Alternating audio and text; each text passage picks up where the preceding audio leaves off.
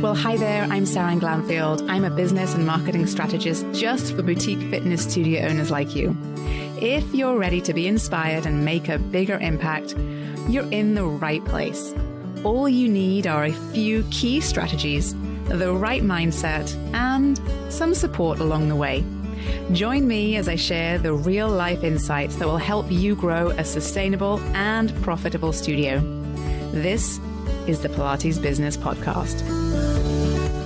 Welcome back to the Pilates Business Podcast. I'm Seran, and I'm so glad that you're here with me again today, mostly because I'm excited to share this with you because it is so important to know how to price, where to price, and how your pricing impacts your business. So I've had my coffee, actually, I'm on my second cup, so get ready. This means it's going to be a good one, and you probably don't need to listen to this on 1.5 times speed. So today we're exploring a topic that really does tend to trigger us all. It doesn't matter if you own a Pilates studio, a yoga studio, a bar studio, a spin studio, or that coffee shop down the street that I've just come back from. It is something that really does often just get under our skin and just put us perhaps in a place of a little bit of anxiety, and that is pricing. Because often for the business that we're in, especially a business that you have created for yourself, where you're delivering you are doing the thing, you are delivering the classes, you're delivering the teaching, you are sharing your expertise, that pricing can often feel very, very personal. It's such an emotional piece of the business, right? And it can be tied to all sorts of different things, from the way that you have been brought up and how money and pricing is woven into your way of thinking. It can be often tied to the way that you value your work and see the value of your work compared to others, your skills, how much you've invested in those skills, and also how you see yourself as a business owner. So pricing is very, very loaded. And I often see studio owners spend a lot more time thinking about it than they need to, or often the case is that we avoid thinking about it altogether because perhaps there is some anxiety there that we don't even want to go near. But what we want to make sure we do at this, wherever you're at, is we understand what the impact is of pricing on our business. And that means we have to understand what the impact of our pricing is on our clients, because we are a relationship client-facing business after all. And so when it comes to pricing, it's more than just a way to cover your rent and your payroll. It absolutely has to do that. That's a checkbox that has to be checked. But your prices are bigger than that. They are tied to more than that in your business. And that's why we don't want to just price based on what the studio owner down the street is doing.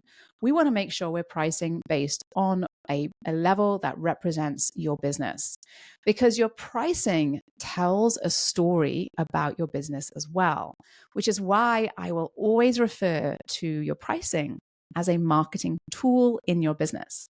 It is a part of your brand message. It tells a story about what you offer, who you serve, and why your studio is special. So it's not just about maths, although it is a lot about maths. It is also about psychology, because pricing shapes how clients perceive your expertise, the level of care they expect, and even how committed they are to showing up consistently. So in this episode, we're going to talk about the hidden messages that your pricing is sending and how to make sure those messages are really working for you and your business, not against you. Okay, so let's dive in and talk a little bit about how perceived value drives behavior and why pricing really is a brand signal to them, a signal to them that your brand is worth a certain amount or level and what it is that you do. Now, a little bit of a backstory. There is a lot of evidence to suggest that when it comes to consumer behavior and pricing psychology, that we as human beings tend to rely on a quick sort of checkbox. And that is that we often use pricing as a shortcut to judge quality. So, for example, perhaps you wanted to pick up a bottle of wine for a friend as a gift, or when you were going to their house for a book club or a dinner party, and you stop by and you go to pick up that bottle of wine, and you're going to see a lot of different options when it comes to pricing. Now, my guess is that as you look at those pricing options, there are going to be some that are way too expensive that you are going to save for a very, very special occasion. But there might be also some on the lower end of that spectrum that you might also kind of cast away as options, because you might be concerned about perhaps the way that that bottle of wine might taste, right? Because of its price point and its price point alone. And so what we see with human behavior is that in those sorts of situations, people tend to go for the middle, and what they feel is probably enough that they will, it will meet their expectations in terms of the taste, etc. Right? And that's a really quick example of when we tend to sort of decide based on price the quality of what something may be. And so if you're like me and you know very little about wine, then that's tends to be how we pick out that bottle of wine for the book club that is coming up next week, right? That we want to take a nice bottle of wine to our friend's house for. So we tend to do this, and I'm not the only one that does it. This is something that we know is how humans tend to behave when it comes to pricing. And one of the reasons why is because typically when it comes to making decisions, the human brain is actually quite lazy, especially if it wants to make a quick decision. So if you're not going to walk into to get that bottle of wine and do your research for, 45 minutes, an hour and a half long, you're going to make that quick decision because you've got places to be.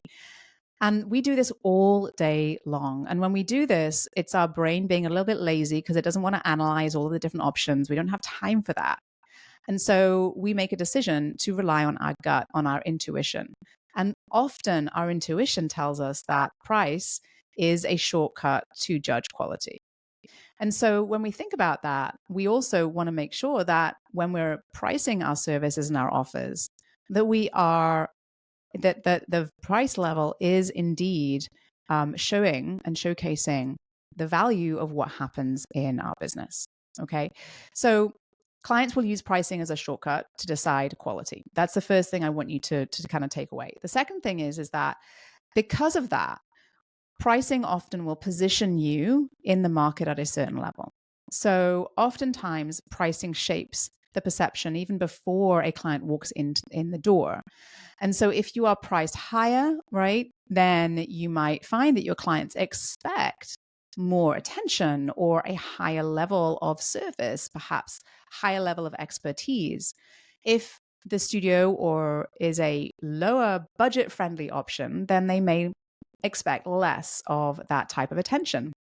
And that's why, as a boutique fitness studio, you want to make sure you're differentiating yourself perhaps from a big box gym or a much, much larger facility down the street, because you're already differentiating, because you're already in the way that you deliver your service, giving that higher level of attention, and often also perhaps sometimes a higher level of expertise as well.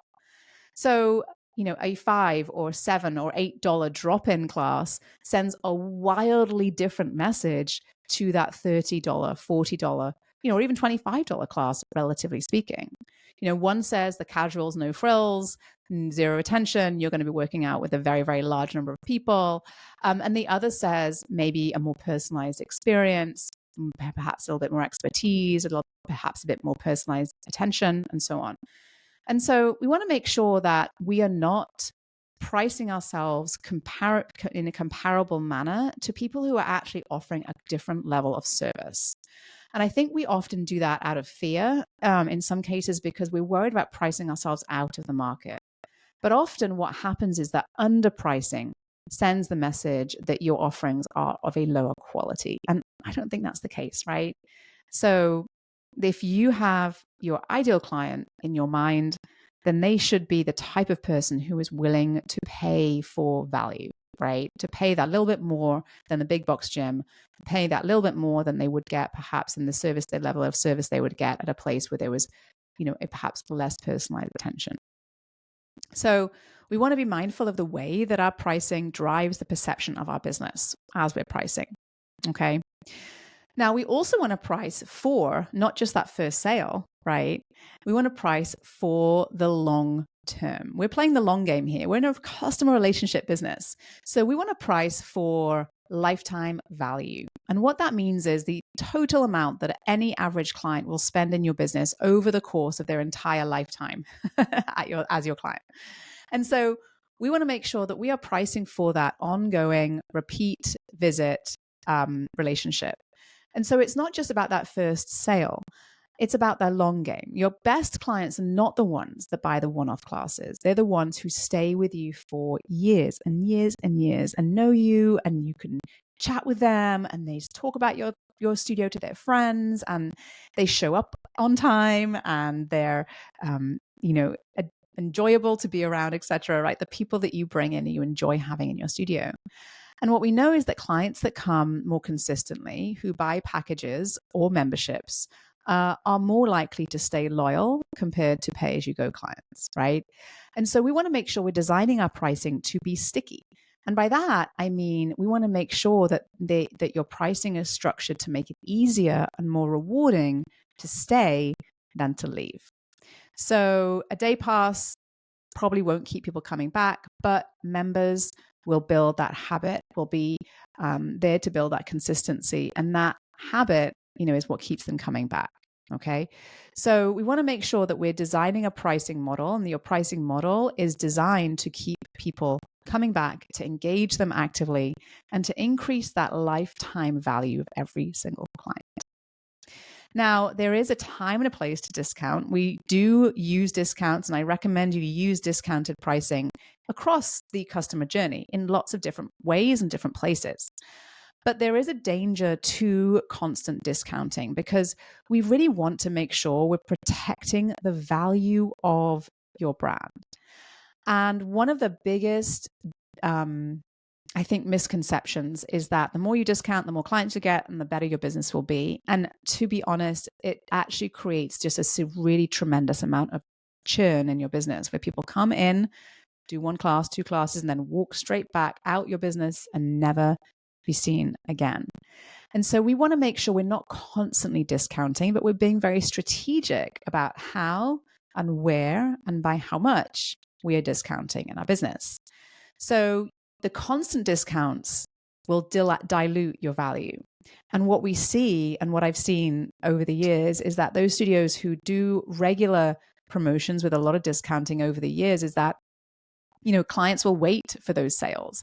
They'll wait until they see that sale, and then they'll buy at a discounted rate over and over and over again. So what happens is you're almost training your clients to stop seeing your services as worth that full price. But if you're strategic with your promotions, it actually helps to build momentum and create a bit of urgency and a bit more commitment occasionally at times when that might be waning. And so it can help to really build momentum without undercutting value when promotions are used in the right way. And so be thoughtful about the way that you use promotions in your business. Maybe think of them like the appetizer at a restaurant, where they sort of kind of are the first bite, first dish, but they don't fill you up before the main course, right? So it's almost like that stepping stone into something that is actually going to be better for you and the client long term. Okay. So be thoughtful about promotions and be careful about doing too much discounting. There is, like I said, a time and a place. Inside of Thrive, I share with my studio owners exactly where and how and when they should be discounting their sessions, their classes, and their packages, so that they have a plan over the year for when those things happen and aren't just constantly in reactive mode or trying to replace lost clients because of their previous promotions and discounts, which I think is a bit of a struggle that some studios get into. So let me talk a little bit more about some of the pricing pitfalls that I see, some other ones, because, we do see, it is challenging to price your studio. Hang on a second.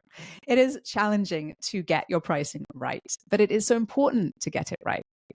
So I want to make sure that you're aware of what some of these pricing pitfalls are and what they might cost you over the course of your business. So we already have talked about how underpricing can also lead to people perhaps underestimating your value.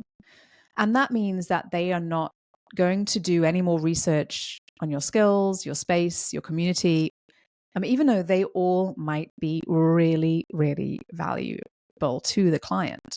So what we see is that underpricing actually undermines your value, not only your revenue, but then also ultimately your confidence in your business. And so just keep that in the back of your mind. You want to make sure that you're competitive with your pricing. You want to make sure you're covering all of your costs as well as your targeted profit level. But you also want to make sure it represents value for your business and that represents the level of value that your clients will get. The other thing that often happens is when we are trying to meet the needs of so many different people and different price points, we often create a lot of options for our pricing. And sometimes these look like very logical options, and sometimes they are packages and pricing options that you have, or memberships even, that we have created because somebody asked once about that option. And when that happens, what we see often is this long list of many different pricing options. And what happens when people have too many options is that it creates decision fatigue. And when clients are confused, they tend to default to either the cheapest option, the lowest commitment option, or even worse, they make no choice at all.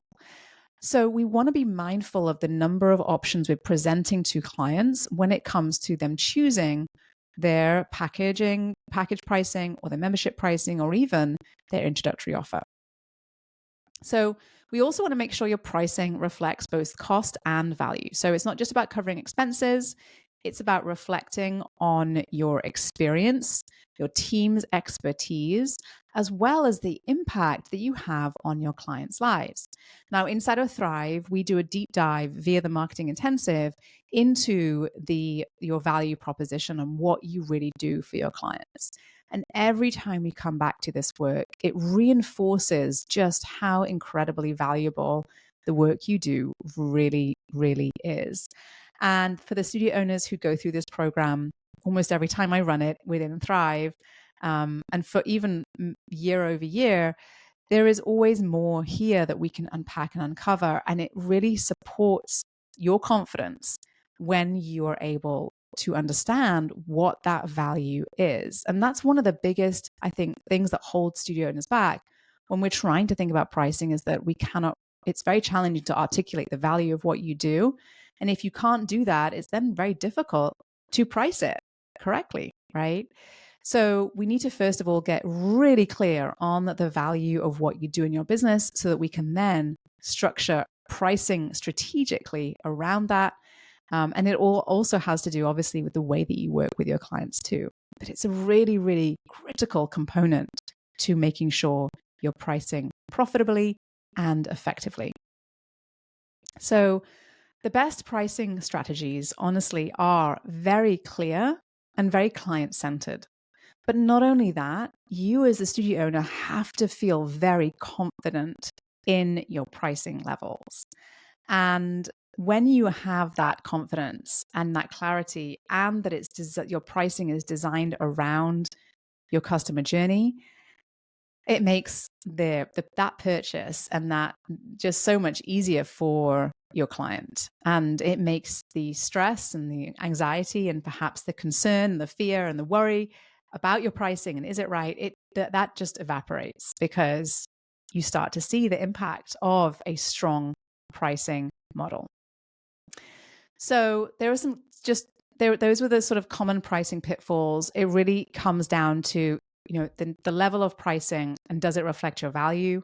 How many options you're introducing to your clients?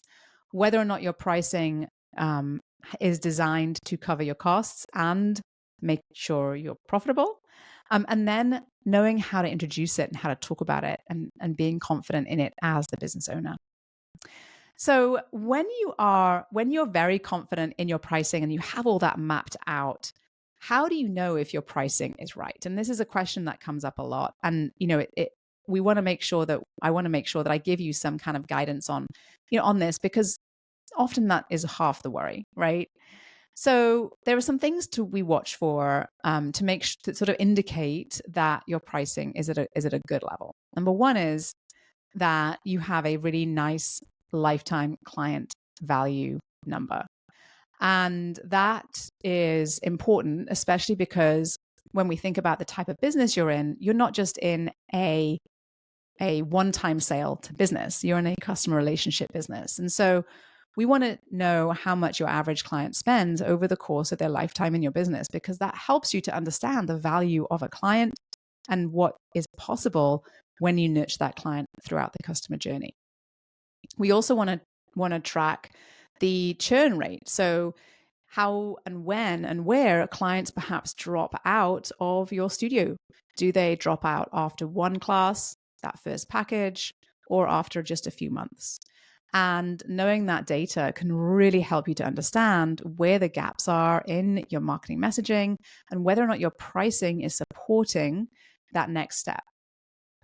Then you also want to look at your other data points within your software, right? And you can look at which packages are most popular, and you can use some of that data to really refine your offerings. And then you also want to look at your clients' behavior. How do they interact with your business? How often do they attend? How often do they buy packages? How often do they revisit or review their membership? And that is also going to feed into whether or not your pricing is effective. Just a few of the things that we look at to make sure your pricing is working for you. So I want to just close this episode with just a few more sort of things to think about. And I think if you take one thing away from this episode, I hope it's this: your pricing is not just a number. There is so much more to it than that. It is a part of your marketing toolkit. It's a part of your brand, and it's a reflection of the perceived value of your business as well. It's a reflection of how you see yourself and how you want your clients to see you too. Smart, confident pricing attracts the right clients for your business, the ones who value what you offer and are more than happy to pay for it. It helps to create a sustainable and really profitable business too, so you can serve your clients without running yourself into the ground. So have a little think about what that looks like for you in your business.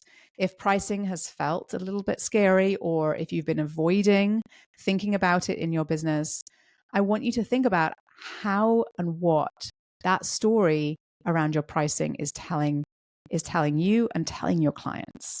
And remember, you're not alone in this. The reason why I'm talking about this with you today is because I see this come up often with studio owners, whether there are studio owners who've been in business for many, many years, or even those just starting out as well. And so if you are concerned about your pricing, then know that there is help out there.